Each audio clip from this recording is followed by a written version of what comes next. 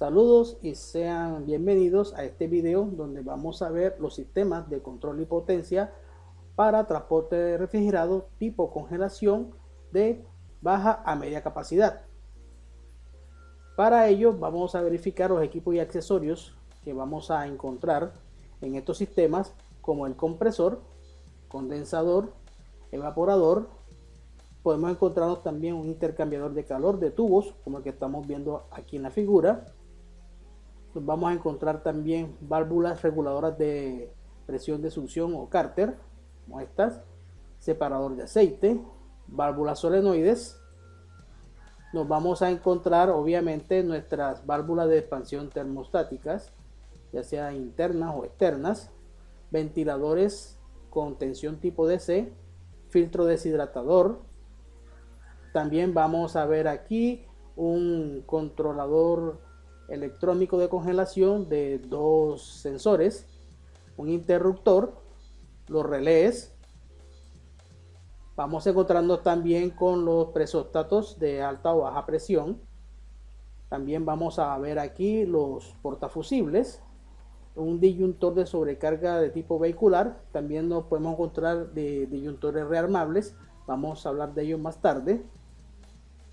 También podemos utilizar aquí los presóstatos universales, un recipiente de líquido y un acumulador de succión, tal cual como estamos observando. Ahora vamos a analizar el sistema. En este esquema general podemos apreciar aquí los diferentes componentes. Aquí tenemos el compresor. Vemos que después del compresor vamos encontrando con el separador de aceite. Vean aquí es la entrada y la salida del refrigerante. Aquí podemos encontrarnos una T. De la T salimos hacia el condensador. De la salida del condensador vamos al filtro deshidratador.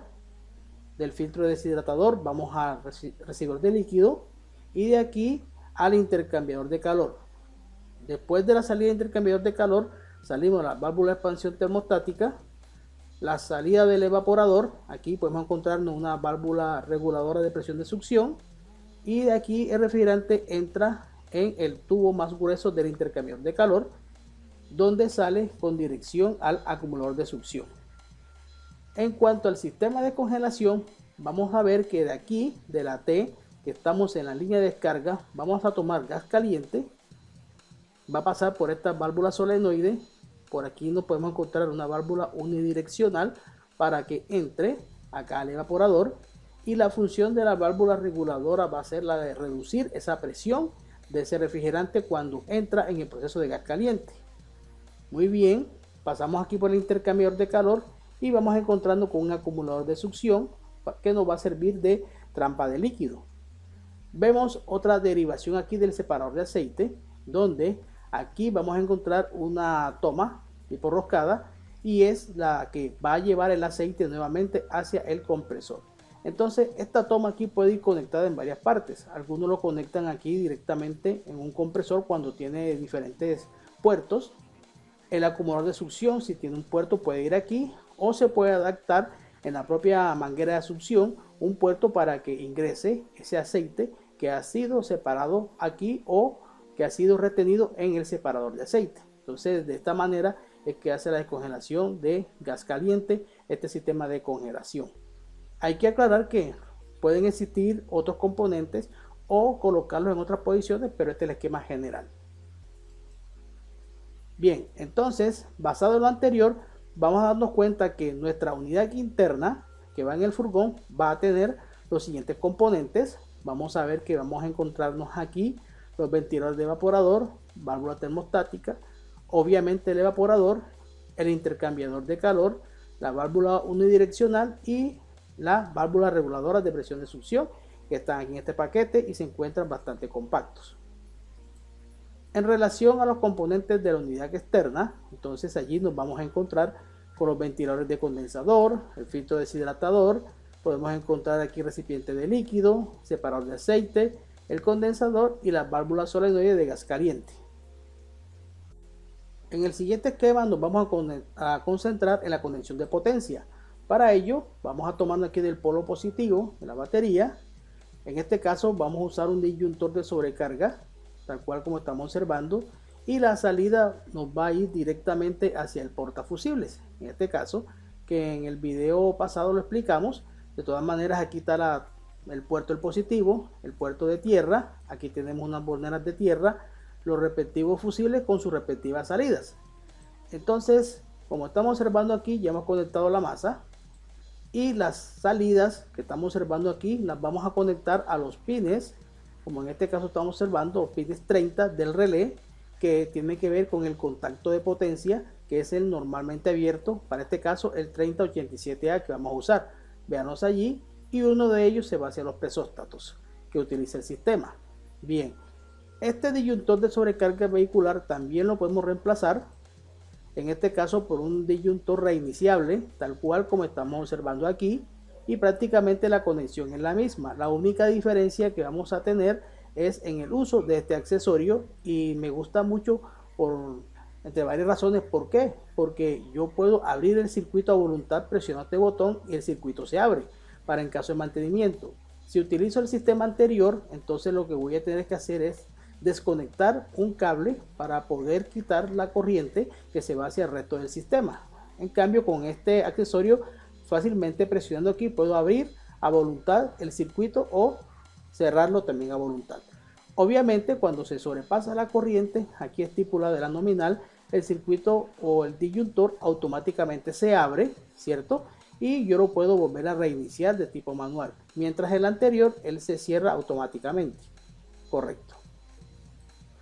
Ahora vamos a ver los restos de los circuitos. Vemos que aquí, en este caso, habíamos visto que de portafusible sale una conexión hacia el pin 30 del contacto normalmente abierto.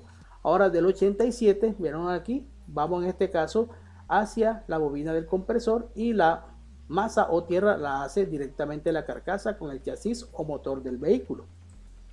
Para el caso de la energización de la bobina solenoide de gas caliente, hay que tener en cuenta que debe trabajar a 12 o 24 voltios dependiendo el sistema de batería del vehículo, tal cual como estamos observando aquí, para permitir la apertura, ¿cierto?, de la válvula y así permitir el flujo de refrigerante. En cuanto a los ventiladores, lo mismo. Afortunadamente estos ventiladores, pues ya su corriente depende de la potencia, y yo tendría que elegir aquí el tipo de relé para su uso. En este caso, si es de un relé de 30 amperios, vean que aquí que yo tomo desde el 87 una derivación acá hacia los positivos de cada ventilador, y después completo el circuito con la tierra o masa, tal cual como estamos observando aquí. Con respecto a la conexión de la potencia de los ventiladores de evaporador, es exactamente igual a la que hicimos con los ventiladores de condensador. Por tal razón, no voy a entrar en muchos detalles sobre el mismo. Observen que es prácticamente igual. Ahora vamos a analizar la conexión del sistema de control. Recuerden que la salida del portafusible tenemos una salida hacia los presóstatos. En este caso, los presóstatos están en serie, de modo que si alguno de ellos se activa, el circuito se abre, y a pesar que yo tenga el interruptor en posición on, se va a apagar el controlador.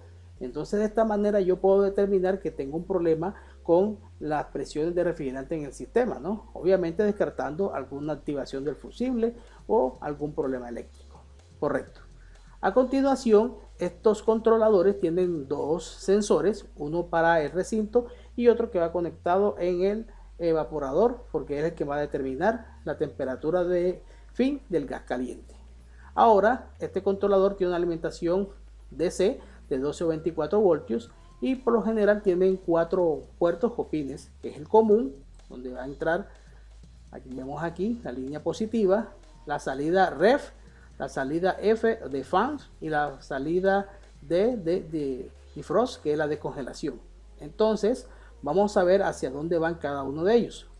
En este caso, la de refrigeración se iría hacia el relé del compresor, como estamos observando aquí, y también me va a activar directamente en la bobina del relé de los ventiladores de condensador. O sea que el controlador va a activar las bobinas de los relés.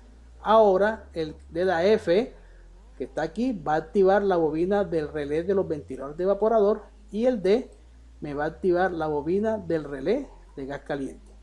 Para terminar el circuito tenemos que completar los circuitos de la tierra o masa en el pin 85, ¿Por qué? Porque la bobina está determinada por los pines 86 y 85, tal cual como podemos observar aquí en el diagrama de nuestro relé.